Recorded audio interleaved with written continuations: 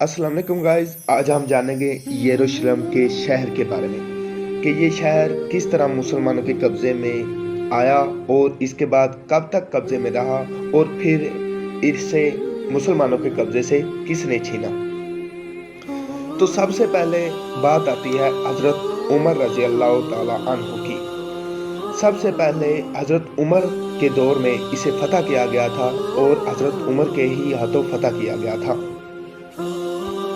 हज़रत अबू उबैदा बिन जर्राह रज़ी अल्लाह ताला अन्हु जब अपनी फतूहात को जारी रखे हुए थे और शहरों को फतह करते जा रहे थे, तो जब ये शहर यानी यरूशलेम की बारी आई तो इसका मुहासरा किया। ये शहर हर दीन में यानी यहूदियत में, ईसाई में, ईसाईयत में और मुसलमानों में अपना मुकाम रखता है।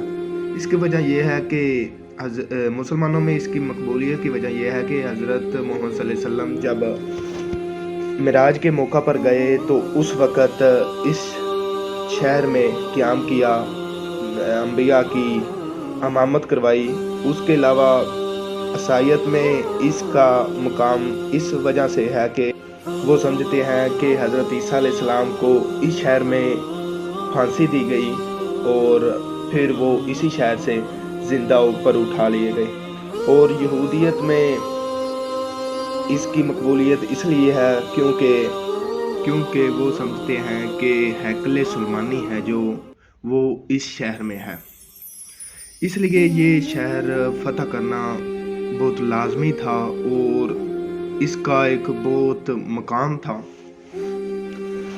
तो जब हज़रत अबू उबैदा बिन जर्राह रज़ी अल्लाह ताला अन्हु ने इस शहर का मुहासरा किया तो मुहासरा तौल पकड़ने लगा, यानी मुहासरा लंबा होने लगा। मुहासरा किया हुआ था, कोई फैसला कुन जंग नहीं हो रही थी। शहरी थे जो शहर के दरवाजे बंद कर अंदर बैठे हुए थे, उनके पास खुराक भी मौजूद थी, हर चीज़ मौजूद थी। बहरहाल एक दिन शहर के पादरी, क्योंकि शहर उस वक़्त ईसाइयों के कब्ज़े में था, और एक दिन शहर के पादरी थे जो वो दीवार पर आए शहर की और कहा कि ऐ मुसलमानों, अगर तुम क़यामत तक भी यहाँ पड़े रहो तो ये शहर फ़तह नहीं होने वाला। हाँ, वो जाते जाते एक बात बता गए कि हमें हमारी किताबों में और कुछ उनमें नजूमी भी थे, उन्होंने कुछ आइडियाज़ इकट्ठे किए हुए थे। तो उन्होंने बताया कि हम जो जानते हैं उसके मुताबिक ये शहर एक ऐसे शख्स से फ़तह होना है। उस शख्स की उन्होंने निशानियाँ बताई तो हज़रत अबू उबैदा बिन जर्राह रज़ी अल्लाह तआला अन्हु का ज़हन गया मदीना की तरफ कि ये शख्स तो मदीना में बैठा हुआ है जो हज़रत उमर रज़ी अल्लाह तआला अन्हु। तो लिहाजा उन्होंने पैगाम भेजा कि हज़रत उमर रज़ी अल्लाह तआला अन्हु आए और उनके हाथों ये शहर फ़तह हो जाए।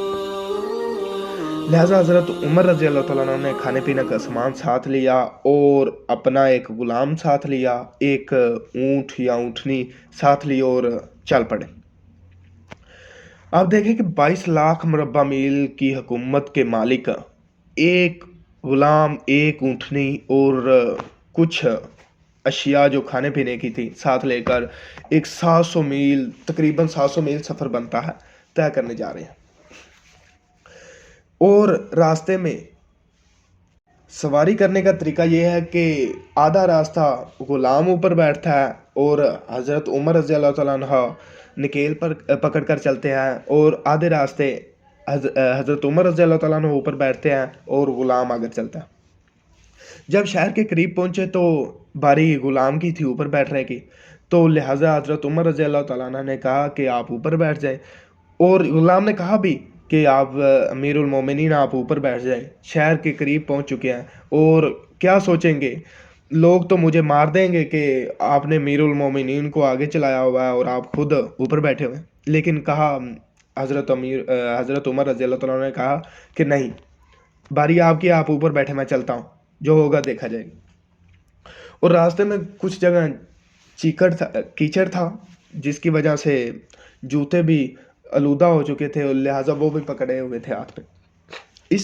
इस तरह की हालत में आप, कपड़े तो पहले ही फटे हुए थे, इस हालत में आप जब अपने लश्कर के पास गए तो अबू उबैदा बिन जर्राह रज़ी अल्लाह तआला अन्हु ने कहा भी کہ آپ لباس تبدیل کر لیں، یہ ایک پرامن پرمتعدد شہر ہے اور آپ اس طرح اس حالت میں یہاں نہ جائیں۔ لیکن حضرت عمر رضی اللہ تعالیٰ عنہ نے کہا کہ ہمیں جو بھی مقام ملا ہے وہ ہمیں کپڑوں اور جوتوں کی وجہ سے نہیں بلکہ اسلام کی وجہ سے اور اللہ کی وجہ سے ملا ہے، لہٰذا وہ اسی حالت میں گئے اور انہوں نے جب اوپر سے نشانیاں دیکھی تو وہ سمجھ گئے کہ یہ تو وہی شخص ہے، لہٰذا انہوں نے ویسے ہی شہر کی چابیاں انہیں تھما دی، لہٰذا ایک قطرہ خون کا بہے بغیر ہی شہر مسلمانوں کے ہاتھ میں آ گیا۔